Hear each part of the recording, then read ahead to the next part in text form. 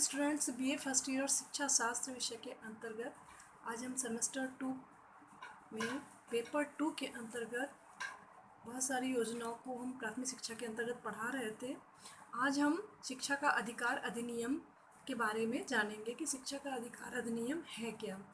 तो बच्चों, शिक्षा का अधिकार अधिनियम 2009 में बना हुआ था, जो बच्चों के शिक्षा संबंधित अधिकारों की जानकारी के बारे में बताता है। इसे राइट टू एजुकेशन एक्ट 2009 भी कहते हैं। इसका पूरा नाम है the right of children to free and compulsory education act 2009। इसका यानी बाल अधिकार के लिए फ्री और कंपलसरी एजुकेशन की बात इसमें कही गई है। तो हमारे संविधान निर्माताओं ने कहा था कि हमारे देश के सभी बच्चों को शिक्षा का अधिकार देना है।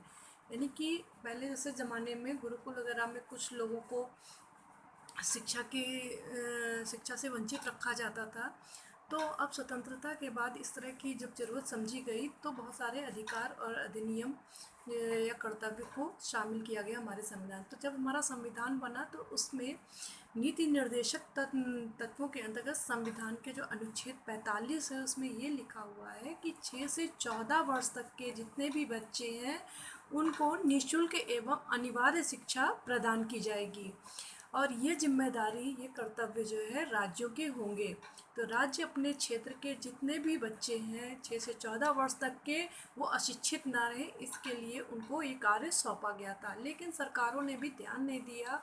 कुछ बच्चे तो शिक्षित हो गए, लेकिन ज़्यादातर बच्चे जो है शिक्षित। तो आज भी हमारा कंडीशन ये है कि हमारे 40% आज भी बच्चे जो है वो अशिक्षित हैं। तो जब यही देखा गया कि बहुत ज़्यादा अफवाह बढ़ रहा है और जो लक्ष्य है शिक्षा का वो पूरा नहीं हो पा रहा है, तो न्यायालय ने भी हाई कोर्ट ने भी जो है उसको दबाव बनाया और दबाव बनाने के कारण जो है सरकारों ने इस ओर ध्यान दिया और इस अधिनियम को एक अधिनियम बनाया। इसके लिए उन्होंने संविधान के जो अनुच्छेद 45 है उसमें संशोधन किया, जिसे 86वां जो है संशोधन कहा जाता है। ये 2002 में पारित हुआ था। इसमें ये कहा गया था कि शिक्षा के अधिकार को मूल अधिकार बनाना है। शिक्षा के अवसर मुहैया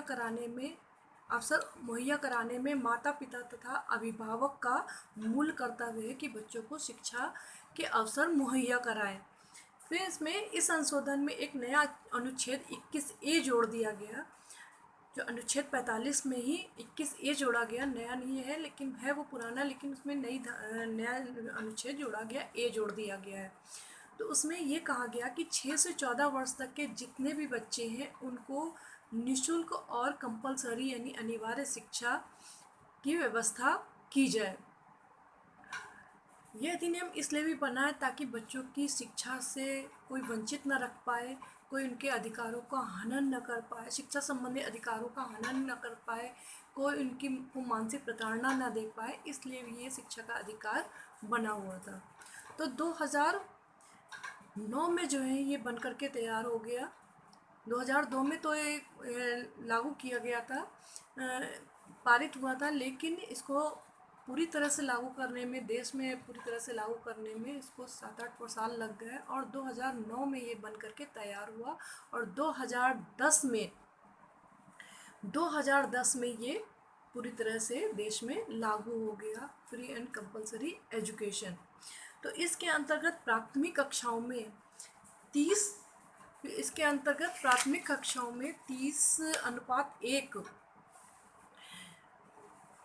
30:1 में रेशियो रहेगा टीचर और स्टूडेंट, यानी कि कक्षा में जो 30 बच्चे होंगे उन पर जो है एक टीचर होगा। ये होगा प्राथमिक कक्षाओं में।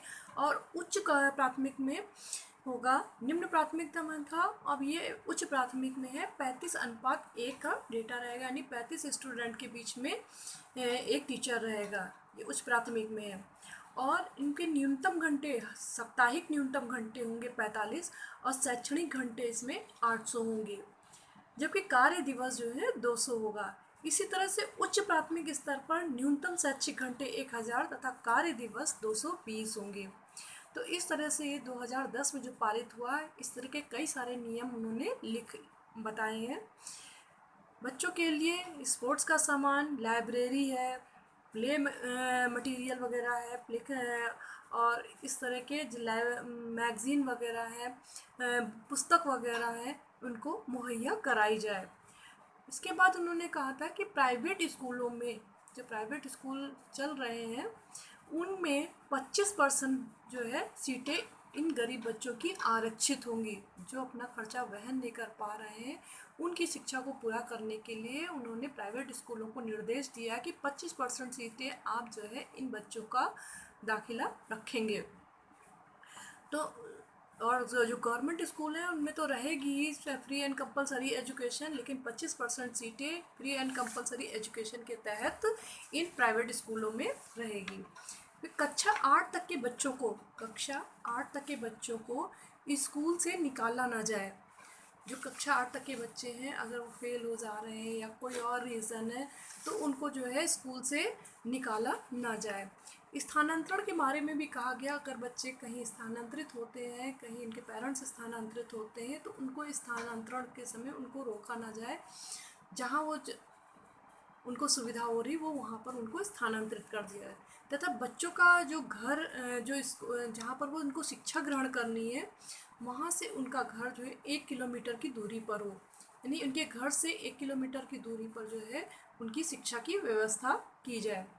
और धारा 28 में ये लिखा हुआ है कि कोई भी टीचर जो है वो प्राइवेट ट्यूशन वगैरह नहीं पढ़ा सकता है। प्राइवेट ट्यूशन नहीं, जो भी पढ़ाना है वो स्कूल के जो कैंपस के अंदर, स्कूल के अंदर ही उनको पढ़ाना है। बाहर उनको अलग से वो शिक्षा किसी भी संस्था में जा कर के नहीं पढ़ा सकते हैं। ट्यूशन वगैरह आप पैसे ले कर के जो है क्या करते हैं वो नहीं पढ़ा सकते हैं। धारा 17 में ये लिखा हुआ है कि बच्चों को शारीरिक दंड तथा प्रताड़ना नहीं दी जाएगी। बच्चों को इतना ज़्यादा टॉर्चर कर दिया जाता है कि बच्चे स्कूल वगैरह छोड़ करके चले जाते हैं। तो इन सब चीज़ों के लिए भी मनाही कर दी गई है कि बच्चों को शारीरिक दंड ना दिया जाए तथा उनको मानसिक प्रताड़ना वगैरह ना दी जाए। तो इस तरह से जो है बच्चों के शिक्षा का अधिकार है, अगर ये सब बातें लागू हो जाएंगी और बच्चों को पता होंगी तो वो अपने अधिकारों का जो हनन हो रहा है उससे वो बच जाएंगे। और अपने अधिकारों का अगर हनन हो रहा है तो वो कोर्ट में जा कर के अपनी बात को रख सकते हैं और अपने अधिकार को पा सकते हैं। इस तरह से शिक्षा का अधिकार ये हमारा 2009 जो है कंप्लीट होता है। बहुत सारे क्वेश्चन इसमें आ सकते हैं कि किस डेट में बना था, किस डेट को ये पारित हुआ है, कौन सा संविधान संशोधन है, किस में जो है क्या कहते हैं कितने % सीटें रखी गई हैं, रेशियो क्या है, टीचर स्टूडेंट का रेशियो क्या है, प्राथमिक स्तर पर क्या है, उच्च प्राथमिक स्तर पर है, तो पूरा नाम क्या है इसका, the right of children to free and compulsory education act पूरा भी हो सकता है। इस तरह के 4 ऑप्शन और बना करके आपका सही ऑप्शन पूछ सकते हैं। तो ये सब चीज़ें थी आपके शिक्षा के अधिकार अधिनियम 2009 के तहत। धन्यवाद बच्चों।